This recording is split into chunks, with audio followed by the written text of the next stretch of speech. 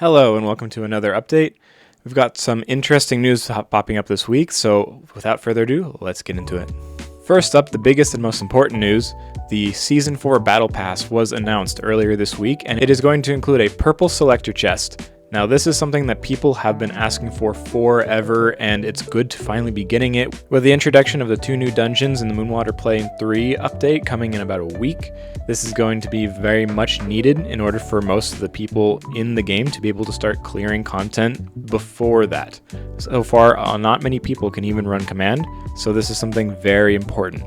Now, it is tied to the Battle Pass. This is absolutely a worthwhile Battle Pass to get. Not only are you getting the bound purple Selector book chest at the end of the Battle Pass, but you are also getting 9 heroic Bloodshade Soul Shield chests. This also is on top of a bunch of insignias, as well as a lot of gold, blessing, and the usual charms and potions and whatnot. The big part about this is it means people finally will have a purple skill for their cornerstone skill that they need for their builds. So hopefully you will be able to see a significant rise in DPS of the people around you to start being able to run things like Training Center, Command Center, all in time for us to suddenly get 2 new dungeons that you're going to have to level up even more significantly for.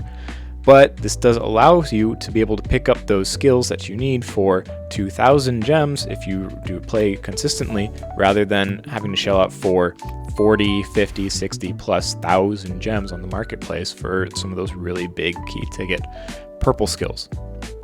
Next up, we have a new event that has already started happening, surprisingly enough.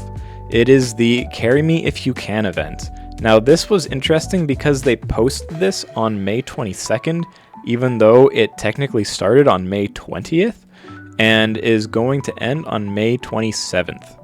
This is an event to encourage players to basically carry players who cannot complete certain dungeons through those, calling on experienced players to help get those runs in, and this will benefit the entirety of the server. Basically, for every new player that has finished a dungeon that they haven't done before, now this is account-based, not character-based, a total gold pool will accumulate up to about 50 gold per player. So if you're trying to make sure that you can benefit as much as possible, you're going to also be making sure that other people can benefit as much as possible from running this event and being able to get clears on everything from Chef to Poe to Cold Storage, and then finally Training and Command Center in Bloodshade Harbor. The rewards are going to be on screen somewhere. As you look through them, some of the most notable rewards here are going to be the Bloodshade Harbor Soul Shield random chests. You can pick up about 6 of these by being able to run one of these, each of these dungeons once, as well as a heroic portrait chest ×2 for being able to clear Bloodshade Harbor Training Base and Bloodshade Harbor Command Center. While this event doesn't put too much onus on the higher up players to help the lower players, since the most you're missing out on is about 50 gold, if you can run these dungeons by yourself, then you're still going to get the maximum other rewards anyways. It is something nice to encourage such behavior, so that way there is a little bit of incentive to do so, and hopefully we can come together and be able to help people achieve new heights and thus get yourself a little more money in the process. Maybe make some new friends as well. To start catching up on a bit of older news, the Serpent event ended at the beginning of this week, and the rewards have been doled out. Make sure you're looking in your little coupon section on F10 in order to claim those rewards for your account. If you manage to clear all 3 dungeons within the 10-minute timer, then you're also going to be getting that extra reward of the random purple chest as well. Hopefully you get something good. I'm betting for you. In other news, there was DDoS compensation for some people in EU, specifically on the Cinderlands and Moonwater Plane servers. You're not going to be getting too much, but it is about 10 extra blessings, as well as some growth chests, crafting materials, and some daily missions chests as well. And finally, we have a continuation of the economic protections that they're starting to put in the game. Step 1 was getting rid of the bots to make sure that there wasn't as much market inflation by making sure that they couldn't just endlessly farm a lot of resources like the jelly bean essences that everyone knows and loves for their crafting. Step 2 now seems to be Divine Gems fraud prevention. As you can see up on the screen, starting May 27th, they are going to be taking any Divine Gem package that you buy and making 80% of that package pending. What this means is that you're not going to be able to make a whole lot of purchases in the marketplace with all the divine gems that you straight up bought for about 3 days. However, this does not affect purchases for Battle Pass and anything in the Hung Moon store. So any like cosmetic that you want from the Hung Moon store, you can immediately buy, as well as if you're trying to get stuff for the Battle Pass, you can load up your account and immediately buy that Battle Pass. However, pending gems will not be able to be used to buy anything else immediately. This is done, as they are saying, to prevent fraud update and protect the economy within the game.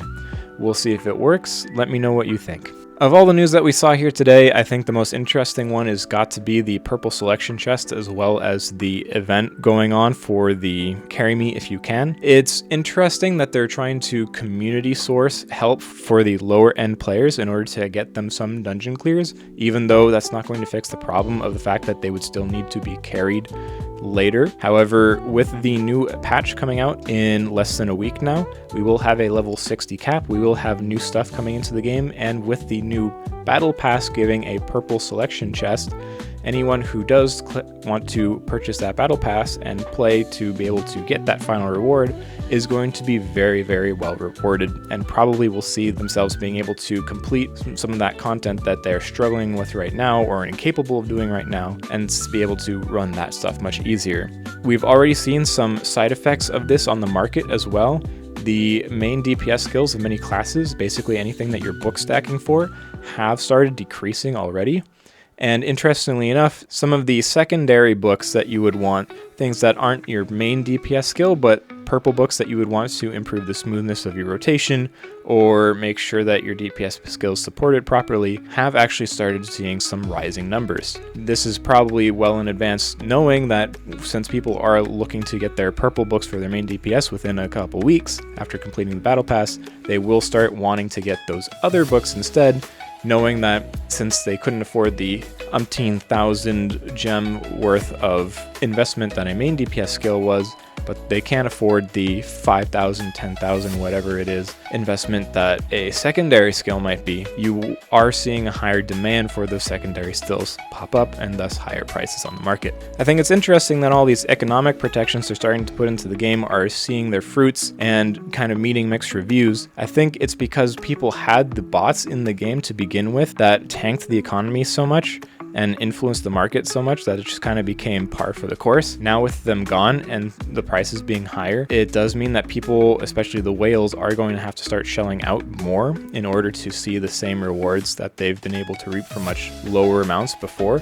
But it also does mean that people farming these lower tier items, like say sitting at a field boss all day to farm their little jelly beans, can make much more of a profit if you're willing to invest that time to just kind of sit there. I think it's very interesting to think about where this game's going to go with less bots on the horizon and more protections to try and keep the economy fair. But we'll have to see how everything plays out in the long run. We're also going to have to wait to see what the new Moonwater Plains update brings in terms of player satisfaction or dissatisfaction. I'm hoping for the best, but of course, no one can know until it comes. So let me know what you think in the comments below about whether or not you like these changes, whether or not you're anxious, mad, happy, etc. about the new patch coming out in about a week, and I'll see you next time. Peace.